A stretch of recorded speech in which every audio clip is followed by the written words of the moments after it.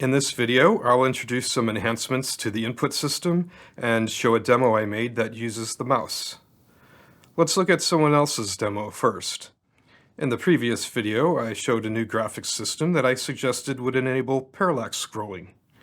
On a classic 8-bit system, this would normally require intricate knowledge garnered over much time, and hackery like scanline interrupts or palette cycling.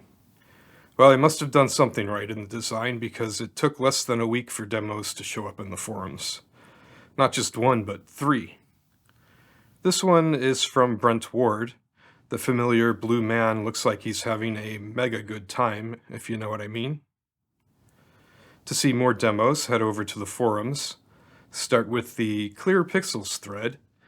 Be sure to click the hearts and thumbs up for your favorites. Now, I had some fun too. Let's look at the changes to the input system. I'll start at the beginning so you can see how everything evolved over the course of development. This is a development vlog after all.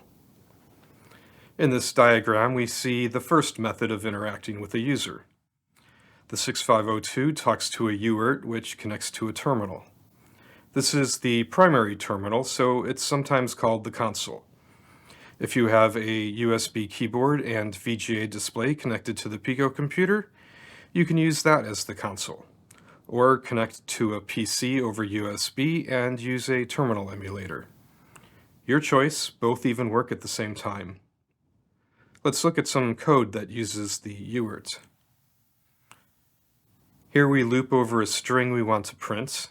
Inside the loop, we first wait for the UART to become ready. Then we send a byte. This loops until the whole string is sent. Input is basically the same. Check for ready, then read the character. That's all there is to it for a hardware UART.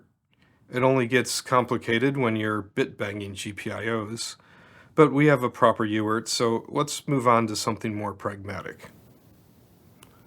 The Pico computer has a POSIX-like operating system, so you can access the UART as standard in and standard out devices.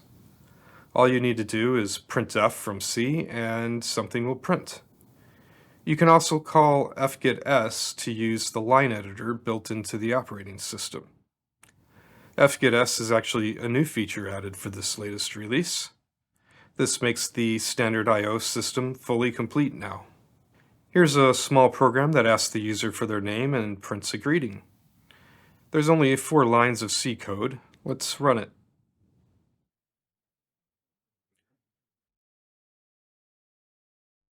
The problem with standard I/O is that it's not good for games. Unless it's a text game, but even then it may not be appropriate. The Pico computer has always been billed as a retro gaming computer. To that end, what we need is a way to directly read the keyboard and mouse. Specifically, what we need to know is when keys are being held and when they are released, not just the key down event. So a third input mode is what I added for this release. It's very straightforward to use. There's no matrix decoding or anything complicated like that. Keys or buttons will toggle bits, and mouse movement changes integers. The documentation covers everything in detail. In short, the keyboard becomes a bit array of HID key codes, where 1 bit equals 1 key. Here's some code that waits for a key to be pressed.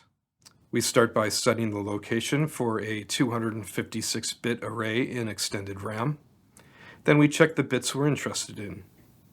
Really, that's it. In this case, we're waiting for bit 0 to clear. Bit 0 is a special bit that indicates no keys are being pressed. Perfect for a true any key, because even the shift key and other modifiers are detected by this method. The mouse is similar, but includes integer counters that change as the mouse is moved. For example, if the user moves the mouse 3 units to the right, then the X counter increases by 3. All you do is subtract the previous value from the current value, and you'll know how much the mouse has moved since the last time you checked. This code is in the example paint program, because every operating system needs a paint program. I may circle back to this example one day and make a whole video about it, but for this time, let's just run it. The color picker at the top lets me select a color for each mouse button. The movement feels as good as any modern system, probably because I'm using a modern, optical, wireless USB mouse. That's right, USB. We're not savages, no PS2 mouses here. The Paint program is an example program for folks to get started programming with the mouse, so the feature set is pretty limited. But I did spend time making sure the code breaks out a good set of events. For example, we can drag the toolbar around. The colors have little dog ears to indicate which button they are assigned to. And the square will erase the canvas. I need to say this again. The mouse movement feels fantastic. Moving the toolbar around has no lag because the graphics system does all the heavy lifting. This is also the first program I wrote that goes a bit beyond a functional test, and it was a lot of fun to work on.